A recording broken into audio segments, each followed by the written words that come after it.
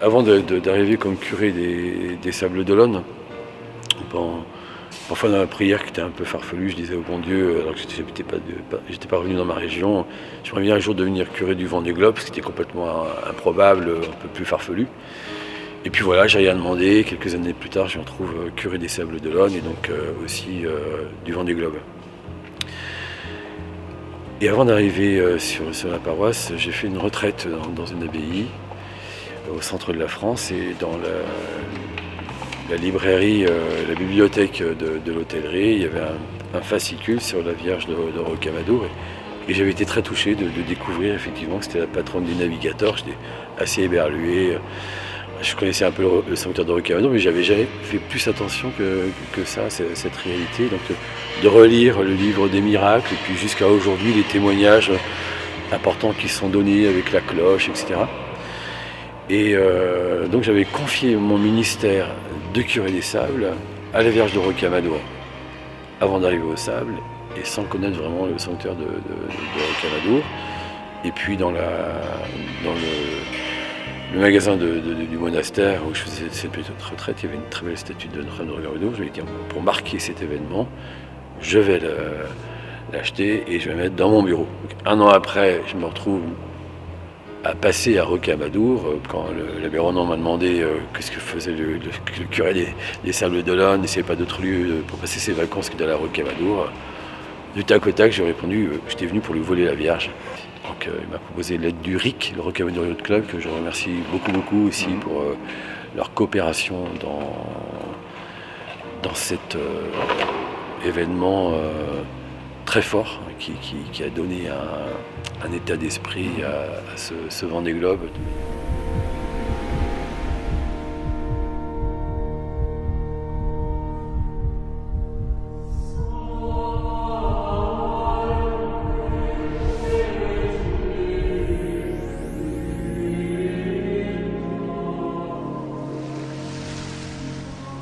Je crois que ces derniers jours, ce qu'on a pu vivre, beaucoup de gens ont ressenti intérieurement cette présence de Dieu. Parce qu'on vit souvent à 100 à l'heure, on a l'impression qu'on vit par soi-même, on est pris par la course du temps, par le travail, par des projets personnels, ou bien la vie chrétienne est quelque chose de très enfoui, quelque chose de pudique. Et là, d'un seul coup, il y a les profondeurs qui s'ouvrent. C'est vraiment quelque chose qui s'est réalisé d'absolument incroyable, comme une sorte de miracle.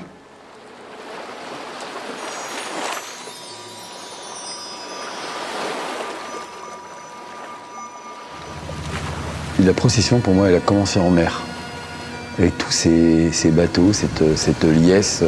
Et en entrant dans ce chenal, il y avait cette foule de part et d'autre des quais, côté Sable et côté de la Chaume.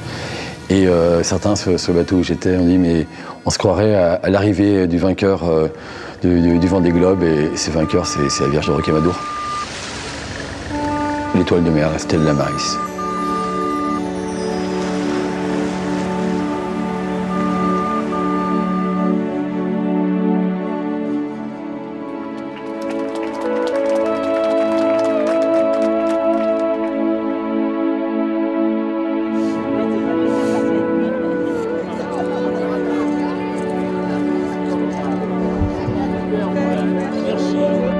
Ensuite, la procession a pu se mettre en place. Première personne qui a emporté la Vierge, il y avait un musulman, un catholique, un protestant et un juif.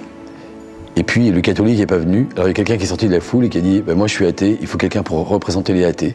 Et donc voilà, quand la Vierge est partie, de manière magnifique.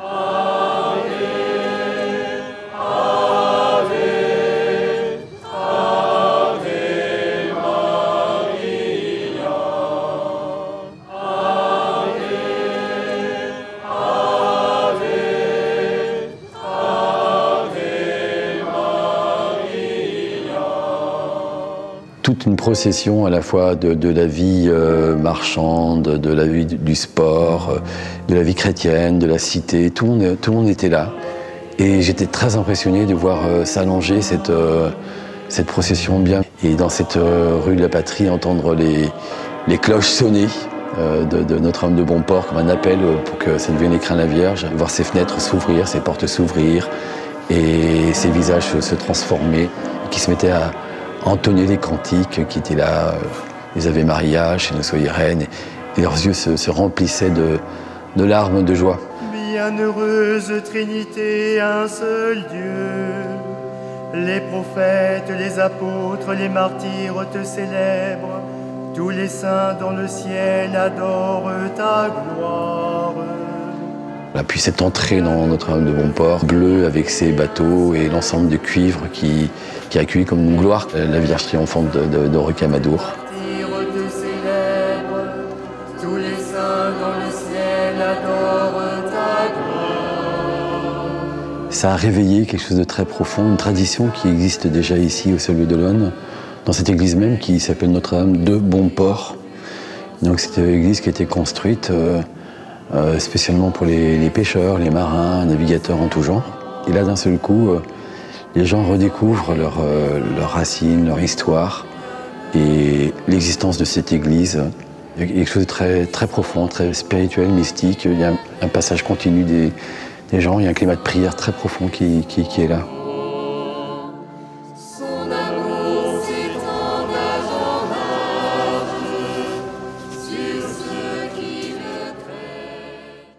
La Vierge est arrivée ici le 31 octobre. On l'a couronnée. Vous voyez, il y a des couronnes qui peuvent sembler un peu curieuses sur la tête de la Vierge, la tête de l'enfant Jésus, donc, qui symbolisent des voiles de IMOCA 60, qui sont ces bateaux de cette fameuse course. Donc, la réalisation de la Sportelle pour accompagner ce pèlerinage, cette course autour du monde, et donc cette grande Sportelle, magnifique Sportelle de Rocamadour. Tout de suite, ça a touché ces marins qui reconnaissent l'époxy. Ils ont dit, tiens, quelque chose d'ancien et de moderne, cette église elle est vraiment étonnante. Donc remettre à chacun la Sportelle de Rocamadour. Voilà, et pour eux, certains, j'ai pu leur remettre directement, et d'autres, il a fallu arpenter les pontons, les chercher. Et donc ça a été une course absolument incroyable. Et certains ont eu la délicatesse, comme Éric Bellion, de me téléphoner la veille de son départ, le 5 novembre, pour dire qu'il avait bien reçu la Sportelle et qu'avec lui, la Vierge ferait le tour du monde. Donc ce même marin est allé dernièrement à Rocamadour pour rendre grâce pour cette course qu'il a achevée, dans laquelle il a évolué beaucoup lui-même. Et donc on le voit à Rocamadour devant la chapelle avec sa Sportelle de course. Il était très heureux. Voilà, et donc il y a aussi le vainqueur, évidemment, Armel Lecléache, qui dans les premières photos divulguées sur l'intérieur de son bateau, voilà, on voit les 4 bouchons de champagne donc, correspondant au baptême de son bateau, le passage des 3 caps, et puis au milieu, cette Sportelle qui lui avait été remise. Et puis donc à chaque fois qu'un skipper est rentré, on a accroché une étoile, soit sur le tablier de l'enfant Jésus ou sur le vêtement de la Vierge. C'est du premier mais aussi jusqu'au dernier, puisque le dernier en course qui a eu quelques pépins, c'est Sébastien Destromeaux qui était venu ici pour la messe de départ du Vendée Globe le 1er novembre. Et donc il y a un moment il s'est dit, bon, le directeur de la course a dit, de toute évidence tu vas être le dernier et c'est toi qui va fermer la course. Alors, c'est un gars assez créatif, assez étonnant. Voilà, il est parti en mer sans musique, sans livre, vraiment une sorte de solitaire, comme un contemplatif. Et donc il s'est dit, si c'est moi qui ferme le Vendée Globe, il faut que je vais fermer les océans, je vais fermer les portes des océans, et donc il me faut une clé. Donc il a réalisé une clé avec les moyens du bord, un cintre, un morceau de latte, des morceaux de bois, etc. Et donc partout il se fait filmer en train de fermer ces océans. Vient le moment de l'arrivée du dernier. C'était un vendredi de carême, le soir tard, et le directeur de la course m'appelle, il me dit « faut que tu viennes, tu vas attendre avec nous l'arrivée de Sébastien Destromeaux ». Il me présentait ses amis en disant voilà, que si le Vendée Globe s'est bien passé, parce qu'effectivement c'est la première fois qu'il n'y a pas de grosse casse matérielle ni de grosse casse physique, et qu'il y a un pourcentage élevé de retour de la course. Donc pour lui c'est une action de grâce, quoi. Donc il a dit voilà, cette clé que Sébastien Destromeaux va me remettre, je vais la donner au curé des Sables d'Olonne qui pour moi ira la porter au sanctuaire de Rocamadour, ce que j'ai fait il y a quelques semaines, juste après Pâques. Donc Sébastien Destromeaux est arrivé, il a remis la clé à Jacques Carès. Jacques Carès m'a convoqué, m'a dit je te la remettrai. Il s'avait privatisé un bar-restaurant. C'était le 12 mars ce soir. Et là, il y avait une ambiance du tonnerre, que des sportifs, des milieux de la marine avec tout ce que ça comporte. Voilà, faut pas avoir peur, faut y aller. Ce sont des gens magnifiques, passionnants, souvent des carrures, ils ont traversé beaucoup d'épreuves, donc ça forge, c'est une épaisseur humaine. Et donc je débarque dans une fête le soir, et puis il y avait un groupe, et puis à un moment, alors, les gens ils regardent un prêtre arriver, ils se demandaient ce que ça signifiait. Et puis donc le directeur de la course a fait arrêter le groupe qui jouait, puis il m'a présenté devant tout le monde, et puis il m'a dit est-ce que tu peux leur raconter comment toi tu as vécu le Vendée Globe? Et donc devant tous ces personnes, j'ai pendant un quart d'heure, 20 minutes, j'ai raconté cette histoire de la Vierge de Rocamadour, et les gens étaient très touchés, très touchés. Et du coup, ce matin, certains sont ici qui n'étaient pas venus au début, et où ils en avaient entendu parler sans s'y être attachés. Et ce matin, ils viendront. Alors ce soir-là, du 12 mars, j'ai pas reçu la clé des océans. Il m'a dit... Il me dit, mais Jacques Carès, mais où est-ce que tu célèbres la messe demain? Et puis il m'a dit, mais je viendrai t'apporter la clé à la messe. Et donc, il a débarqué avec tout son PC course, déposé cette clé pour Notre-Dame de Rocamadour.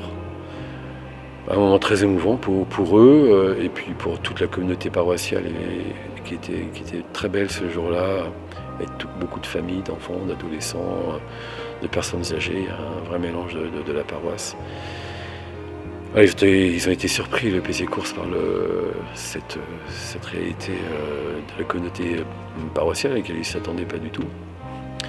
Puis eux, ils ont fait un beau cadeau, évidemment, parce que c'est du rêve quand même, ce Vendée Globe, cette clé des océans, enfin c'était un rêve incroyable. Donc ils ont mis des cierges à voler, une belle attitude spirituelle, puis là ils se sont rendus compte d'un seul coup que le Vendée Globe était fini. Donc le dernier acte qu'ils ont posé dans ce Vendée Globe l'édition 2016, c'était de se rendre ensemble à l'église pour remettre une clé pour la Vierge de Rocamadour, ce qui ne s'était jamais produit. Et d'habitude ils partent comme ça, ils ont fini leur mission. Mais là il y a quelque chose qui est venu conclure cette mission. Donc une belle communion qui s'est retrouvée de manière providentielle plusieurs fois d'ailleurs, puisque lorsque je me suis rendu par exemple, donc il m'a donné cette clé, je trouvais un moment pour aller la déposer, donc je dis après Pâques je vais y aller, donc j'étais dans la cour du sanctuaire, je ne sais plus quel jour, dans la semaine de Pâques, et puis je m'apprêtais donc à déposer la clé au cours d'une messe avec le Père Cambon. Et là, je reçois un message, un appel téléphonique, et tous les skippers et le PC Course et ceux qui les ont encadrés étaient au même moment au Palais de l'Élysée où le président les recevait. Voilà, donc on a eu un échange, c'était marrant. Moi j'étais dans un sanctuaire qui a une importance aujourd'hui dans l'histoire de cette course, et puis l'aspect un peu de la vie publique de ces skippers. Donc on a un bel échange. Quelques messages les uns les autres, où Sébastien Destromeaux me disait merci d'y être allé. On a fait des échanges de photos très drôles. Très drôles. Donc aujourd'hui, nous sommes le 13 mai, c'est Notre-Dame de Fatima. Et c'est aussi le jour de la remise des prix du Vendée Globe. Donc les skippers sont ici. Il y a une très grande fête sportive, populaire qui est prévue. Et donc la paroisse devait aussi conclure son Vendée Globe. Donc, ce matin, il va y avoir une belle messe d'action de grâce avec la présence de quelques skippers, le directeur de la course, présentation aussi de la suite. Et puis de manière providentielle, donc on s'est dit comment la Vierge Noire ici va pouvoir continuer son périple. Et c'est comme ça que, de manière providentielle, nous sommes rencontrés avec les voiles de l'Immaculée. Et de savoir qu'elle va partir pendant 3 ans faire le tour des océans, à la rencontre des peuples, d'île en île, de port en port, de village en village, de communauté en communauté, visitant toutes les populations, les plus riches comme les plus pauvres. C'est sa vocation, à travers les mers, et donc c'est magnifique. Donc on espère qu'elle sera de retour pour le prochain Vendée Globe, qui sera en novembre 2020.